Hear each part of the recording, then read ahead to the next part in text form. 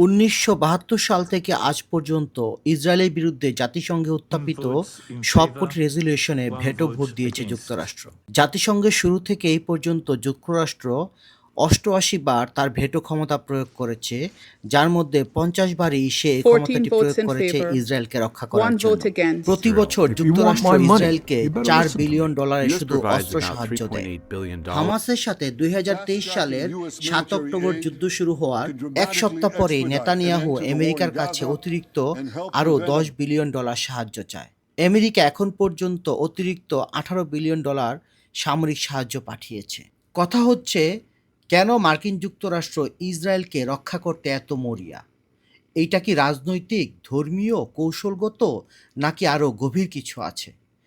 ইসরায়েলের প্রতি আমেরিকানদের এত প্রেম কেন, এই ভিডিওতে আমরা তাই অনুসন্ধান করব।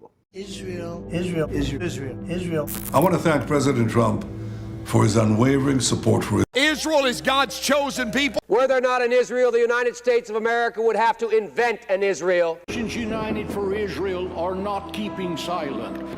Christian Zionism is a very powerful force. আমেরিকার জনসংখ্যার মোট 25% হচ্ছে ইভাঞ্জেলিক্যাল খ্রিস্টান। এই ইভাঞ্জেলিক্যাল খ্রিস্টানরা একটা ভবিষ্যৎবাণীতে বিশ্বাস করে যে সম্পূর্ণ প্যালেস্টাইন অঞ্চল যখন ইহুদিদের হাতে চলে যাবে এবং পৃথিবীর সব ইহুদিরা সারা পৃথিবী থেকে পুনরায় এসে জেরুজালেমের আশেপাশে একত্রিত হবে, তখন যীশু খ্রিস্টের আবার পুনরুত্থান হবে। সেই জন্য তারা ইসরায়েল রাষ্ট্রের কট্টর সমর্থক। Iran, Ethiopia, Libya, Turkey, and other nations will come down under a UN flag and they will invade Israel at this particular point. Can you imagine? Evangelical খ্রিস্টানরা শুধু এই বিশ্বাসের মধ্যেই সীমাবদ্ধ নেই, তারা ইহুদিদের ফিলিস্তিনে পুনর্বাসন করার জন্য সক্রিয়ভাবে কাজ করে। প্রতি বছর ইভাঞ্জেলিক্যাল খ্রিস্টানরা ইসরায়েলের পশ্চিম তীর ও গাজায় নতুন করে জনবসতি তৈরি করার জন্য $৩০০ মিলিয়ন চাঁদা তুলে দেয়। ইসরায়েলে প্রতি বছর যত বিদেশি ট্যুরিস্ট ঘুরতে আসে তার 40% এই ইভাঞ্জেলিক্যাল খ্রিস্টান, যারা ইসরায়েলের ইকোনমিতে বড় অবদান রাখে। কিন্তু এটা কিছুই না, ইভাঞ্জেলিক্যাল খ্রিস্টানদের অনেক সংগঠন আছে, যেমন খ্রিস্টান ইউনাইটেড ফর ইসরায়েল। এই একটা সংগঠনেরই ১ কোটির মতো অনুসারী আছে। ইভাঞ্জেলিক্যাল খ্রিস্টানরা ইসরায়েলের পক্ষে আমেরিকার রাজনীতিতে মারাত্মক প্রভাব বিস্তার করে। এরা আমেরিকার নির্বাচনে সেই সব প্রার্থীদেরকে ভোট দেয় যারা ইসরায়েলের পক্ষে কাজ করতে রাজি। শুধু তাই না, সেই সব ক্যান্ডিডেটদের অর্থনৈতিকভাবে সহযোগিতা করা, তাদের পক্ষে প্রচার প্রচারণা চালানো এবং ইসরায়েলকে সমর্থন করে না এমন প্রার্থীদেরকে হারাতে সর্বোচ্চ চেষ্টা করে। বিশেষত আমেরিকার বাইবেল বেল্ট খ্যাত সাউদার্ন পার্টে এমন কোনো প্রার্থীর পক্ষে নির্বাচনে জেতা প্রায় অসম্ভব যে ইসরায়েলের পক্ষে প্রত্যক্ষভাবে কাজ করতে রাজি না। গড়পড়তা আমেরিকাতে ইসরায়েলের প্রতি যেখানে সমর্থন 40%-এর মতো, সেখানে এই বাইবেল বেল্টে সমর্থন 80%-এর চেয়েও বেশি। কিন্তু মজার ব্যাপার হলো, ইভাঞ্জেলিক্যাল খ্রিস্টানরা যে ইহুদিদের অনেক পছন্দ করে তা কিন্তু না। ওরা মনে করে ইহুদিরা জেরুজালেমে একত্র হলে ওদের আক্রমণ করতে তুর্কি, রাশিয়া ও আরবদের জোট একত্রিত হবে, তখন ঈসা আলাইহিস সালাম তথা যীশু খ্রিস্ট পৃথিবীতে আসবেন এবং এই প্রক্রিয়ায় অধিকাংশ ইহুদিরাও ধ্বংস হয়ে যাবে। যারা খ্রিস্টান ধর্মে কনভার্ট হবে শুধু তারাই বেঁচে থাকবে। বাইবেলে এই ভবিষ্যৎ ধর্মযুদ্ধটাকে আর্মাগেডন নামে বলা হয়েছে। ইসলামিক পরিভাষায় এটাকে আবার আল মালহামা বলা হয়, যদিও দুইটা ধর্মে নিজেদের সঠিক এবং প্রতিপক্ষকে বাতিল পক্ষ হিসেবে বিবেচনা করে। আর একটা মজার ইনফরমেশন দিয়ে রাখি, ইহুদিরাও কিন্তু খ্রিস্টানদেরকে একদমই পছন্দ করে না। জেরুজালেম বা তার আশেপাশে কোনো খ্রিস্টানদেরকে দেখলে তাদের গায়ে ইহুদিরা থুতু ছিটিয়ে মারে। Christians in Jerusalem's old city say they are often harassed.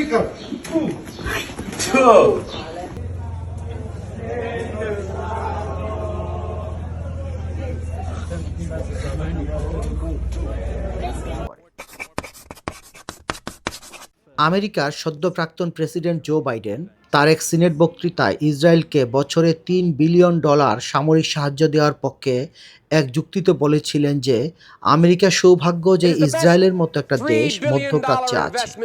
যদি না থাকতো তাহলে আমেরিকাকে ইসরায়েলের মতো একটা দেশ তৈরি করতে হতো। বিশ্বের তেল সম্পদের 1/3 আছে মধ্যপ্রাচ্যের এই কয়েকটা দেশের নিয়ন্ত্রণে। এদের নিয়ন্ত্রণ করতে পারলে সারা পৃথিবীকে নিয়ন্ত্রণ করা সম্ভব, কারণ মধ্যপ্রাচ্যের তেল ছাড়া পৃথিবীর একদিনও চলা সম্ভব না। তাছাড়া মধ্যপ্রাচ্যের দেশগুলোতে ইউএসের নিয়ন্ত্রণের কারণে বিশ্বের তেলের কেনাবেচা ডলারের মাধ্যমে করাতে বাধ্য করা যাচ্ছে, যেইটা আমেরিকার ইকোনমির এই ফুলে ফেঁপে ওঠার পেছনে একটা অন্যতম কারণ হিসেবে ধরে নেওয়া হয়। মধ্যপ্রাচ্যে কেউ আমেরিকার বিরোধিতা করলে তাকে শায়েস্তা করতেও আমেরিকা নিজে ইনভলভ না হয়ে ইসরায়েলকে ব্যবহার করতে পারে। 60-এর দশকে মিশরের জামাল আব্দুল নাসেরের নেতৃত্বে জনপ্রিয় হয়ে ওঠা আরব জাতীয়তাবাদী আন্দোলন দমনে ইসরায়েল সম্মুখভাবে অংশগ্রহণ করে। তাছাড়া মোসাদের মাধ্যমে গুপ্ত হত্যার মাধ্যমেও আরব জাতীয়তাবাদকে অনেকটা দুর্বল করে দেওয়া হয়। আরব জাতীয়তাবাদকে দুর্বল করতে সৌদি, জর্দানের রক্ষণশীল রাজতন্ত্রকে শক্তিশালী করতে ইনডাইরেক্টলি কাজ করে গেছে ইসরায়েল। 1981 সালে ইসরায়েল ইরাকের অসিরিক নিউক্লিয়ার রিয়েক্টর এবং 2007 সালে সিরিয়ার পরমাণু চুল্লি ধ্বংস করে দেয়।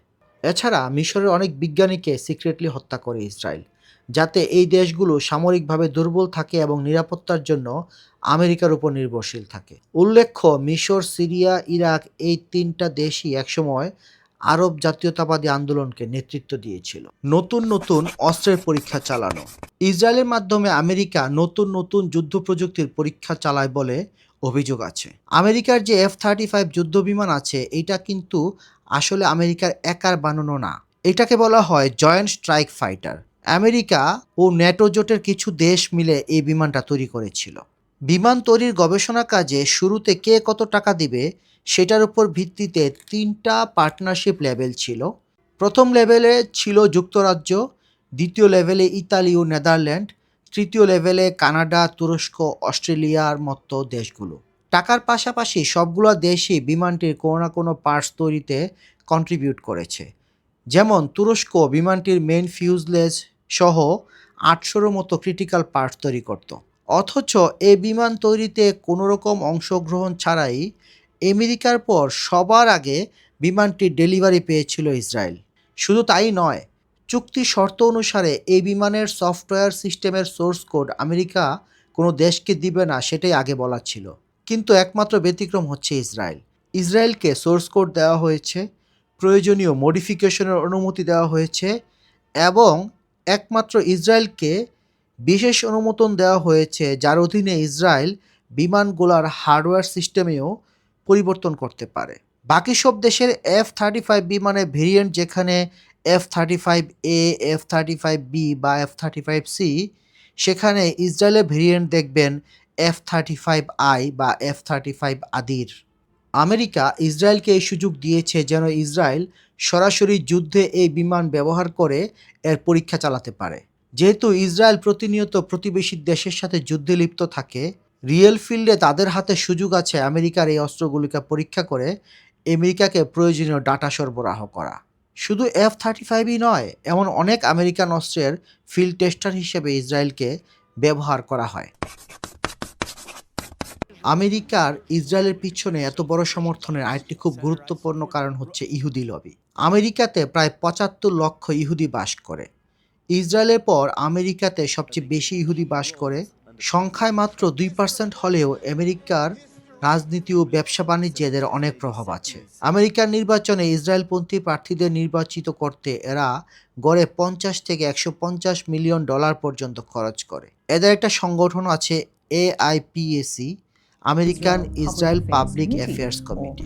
এটাকে আমেরিকার রাজনীতিতে সবচেয়ে শক্তিশালী লবি হিসেবে ধরা হয়। এই AIPAC এর সদস্যরা যে শুধু ইহুদি তা কিন্তু না, এখানে ইভাঞ্জেলিক্যাল খ্রিস্টান, ইসরায়েলের পক্ষে কাজ করতে প্রস্তুত এমন রক্ষণশীল খ্রিস্টান, এমনকি অনেক লিবারেল ডেমোক্র্যাটরাও আছে। ইহুদিদের প্রতি পশ্চিমের দুর্বলতার একটি বড় কারণ হচ্ছে অতীতের অন্যায় আচরণ। খ্রিস্টানরা মনে করত ইহুদিরা যিশুকে হত্যা করতে রোমানদের উস্কানি দিয়েছিল, তাই ওরা ইহুদিদের অনেক অপছন্দ করত, যার ফলশ্রুতিতে ইউরোপ জুড়ে শত শত বছর ইহুদিদের অকথ্য নির্যাতন করা হয়েছে, যেটা নিয়ে আমার একটা আলাদা ভিডিও আছে, আমি সেই ভিডিওটার লিঙ্ক কমেন্টে দিয়ে রাখব। তো এই ইহুদিদের ঘেটো নামক এক ধরনের ক্যাম্পে রাখা হতো। এদের কোনো জমি কিনে বাড়ি করারও অধিকার ছিল না।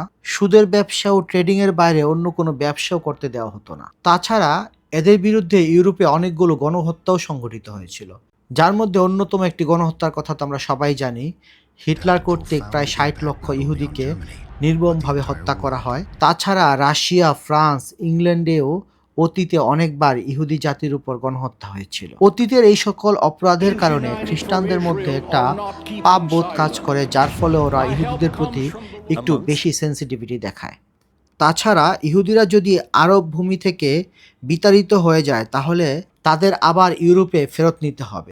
এই 1 কোটি ইহুদিকে নিজেদের দেশে নিয়ে আশ্রয় দেওয়ার চেয়ে অস্ত্র টাকা পয়সা দিয়ে এদের মধ্যপ্রাচ্যে রেখে দেওয়াই বেশি বিচক্ষণের কাজ বলে ইউরোপিয়ানরা মনে করে। যেমন ভ্লাদিমির পুতিনের এই সাক্ষাৎকারটা শুনলে বুঝতে পারবেন যে বর্তমানে ইসরায়েলে রাশিয়ান বংশোদ্ভূত 20 লক্ষের মতো ইহুদি আছে। সুতরাং রাশিয়া এই 20 লক্ষ ইহুদির ব্যাপারেও কনসার্ন, কারণ যদি কোনো কিছু হয় তাহলে স্বাভাবিকভাবেই এদেরকে আবার রাশিয়াতে ফেরত নিতে হবে। তাছাড়া ইহুদিদের একটি ঐতিহাসিক স্বভাব হলো এরা যেখানেই যায় সেখানকার রাজনীতিতে নাক গলায় এবং বিভাজন সৃষ্টি করে। অন্তত ঐতিহাসিকভাবে এটাই ওদের বিরুদ্ধে সবার কমন অভিযোগ। তাই এই আপদকে ওরা টাকা পয়সা দিয়ে দূরে রাখতেই বেশি পছন্দ করে।